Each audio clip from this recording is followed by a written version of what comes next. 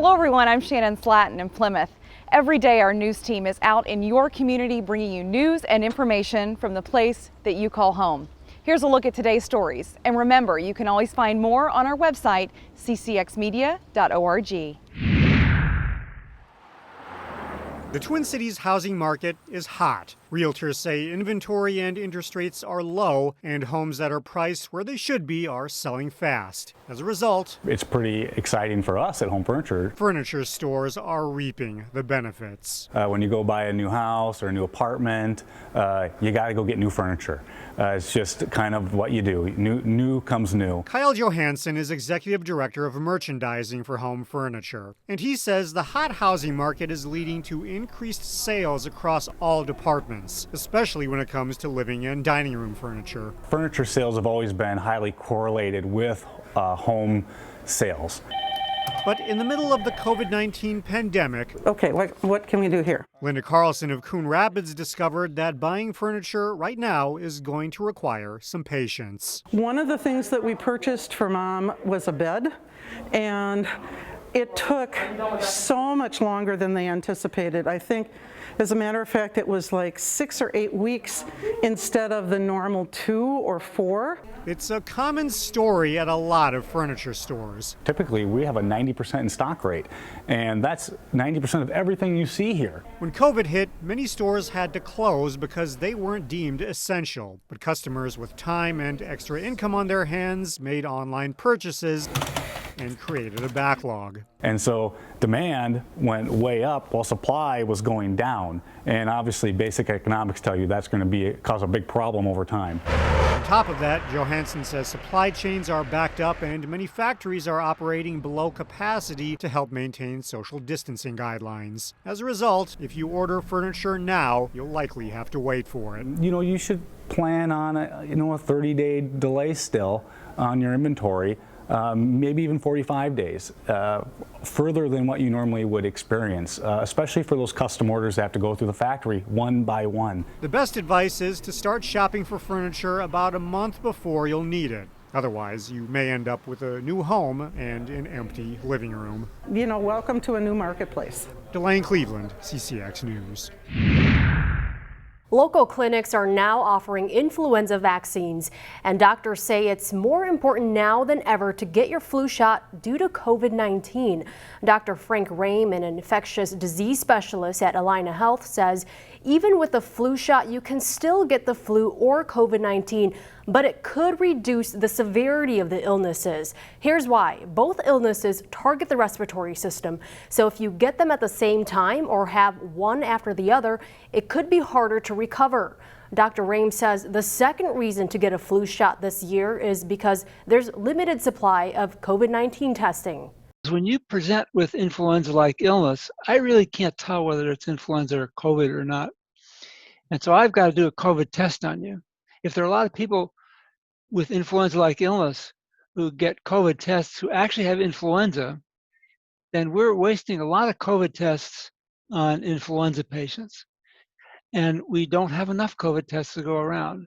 So the less influenza-like illness caused by influenza there is around, the less likely we are to divert needed COVID testing to those folks. While it's hard to know when influenza gets here, doctors say it's usually around December or January. Last year, it came as early as November. Rame is advising people to get their vaccine by the end of October. And since we're still in the middle of a global pandemic, Allina Health is asking people to make an appointment for their flu shot. Pre-COVID, clients were allowed to just walk in. Pafu Yang, CCX News. Dancing Bear Chocolate opened up several months ago. The Robbinsdale owners were determined to open up shop even during a global pandemic, but they had to change their business model to taste sweet success. We make a whole lot of chocolate here. Dancing Bear Chocolate is located in North Minneapolis, not too far from Victory Memorial Parkway. The corner store is known for confectionaries that some say rival top French chefs. I am making caramel. Everything is made fresh caramel in the store, from mouth-watering chocolates. Yeah, they're really good. to pastries. So we have chocolate gelato. And gelato. Our gelatos are all pure natural ingredients. They bring ingredients in from all over the world. Our fruit is from Australia. When they candy fruit, they use honey in their process, so it doesn't have that chemical taste. Stephen Howard and Joe Skifter, Your gift basket. didn't hesitate to open during the COVID-19 pandemic. COVID or not, we're just being as careful as we can and moving forward with creating dancing bears. I have chocolate. They made adjustments to their business plan. For the first couple of months, the shop operated out of their walk-up service window. That saved our business. If we had not put that window in, I'm not sure how we would have operated as successfully as we did. And it's only been a month since customers are allowed to come inside the store. One customer or a family of 4 at a time. Customers have to wear face protection and other safety precautions are in place. We ask them not to touch any of the product. They select from the display and then we put it in bags for them. However, the COVID pandemic hasn't hurt business. There's often a line to get the sweet treats. Chocolate's fantastic, now the pastries are great. I was really surprised that it's going as well as it could, but everything is so delicious. The owners say they are lucky. We know what they're going through. Especially when a lot of restaurants are having a hard time staying in business. Fills us with pride to know what we're doing is being received like this in the community. Sonia Goins, CCX News. Find more local news stories at ccxmedia.org and follow us on social media.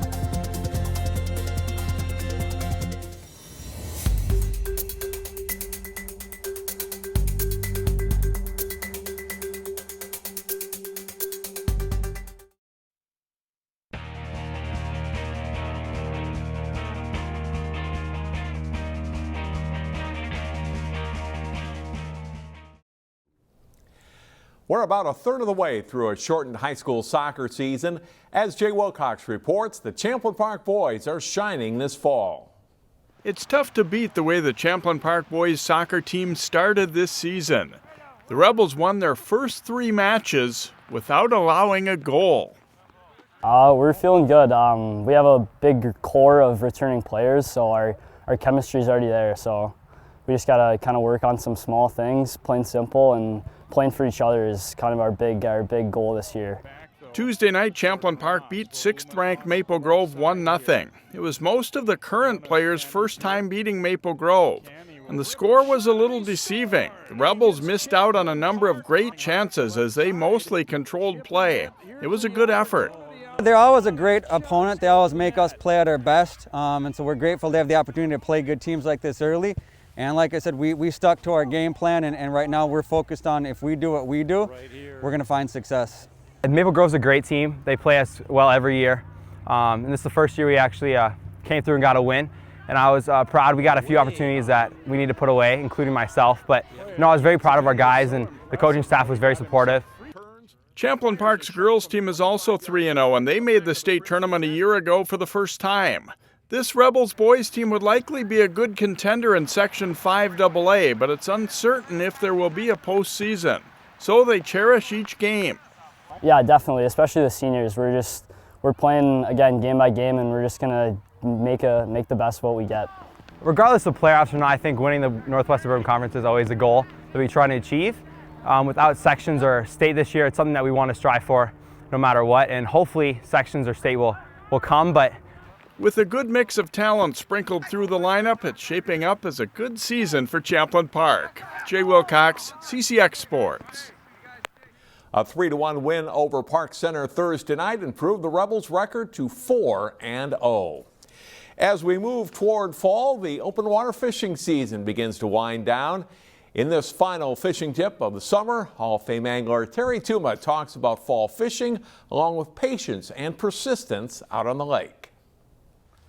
So many times I have commented on patience and persistence catching fish, but let's talk a little bit more about persistence. If you know that there's a fish in that specific area or you caught one, but you got a tough bite facing you, stay there and work it and work it and work it. It's amazing how many times, maybe it's going to take you 20 minutes, maybe a half hour, but you'll pick up a fish and another fish and another fish.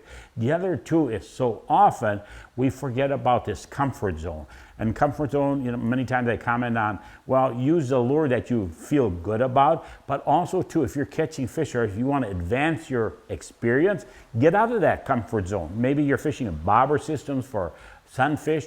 Try casting jigs or using a live bait rig. If you're using a lot of crankbaits casting for walleyes or for bass, maybe try something totally different. Even if you're not familiar with, that's the only place and time frame that you're going to learn how to use something different. So, yes, patience, persistence, but that comfort zone is a big factor. We need to, again, advance into different types of baits and different type of lures, even different locations on a specific body of water. For instance, if you're fishing a weed edge, just don't stay on weed edges throughout the whole time frame that you're out there. Maybe look at a point or a rock pile or whatever it may be. Fall fishing is upon us right now. Take advantage of that great bite. Do practice catch and release though. And I sure hope that you enjoyed all the open water tips that we passed along to you, and hopefully these are going to help you catch, or have helped you catch a few more fish. Be sure to tune in on CCX Media right here for ice fishing tips.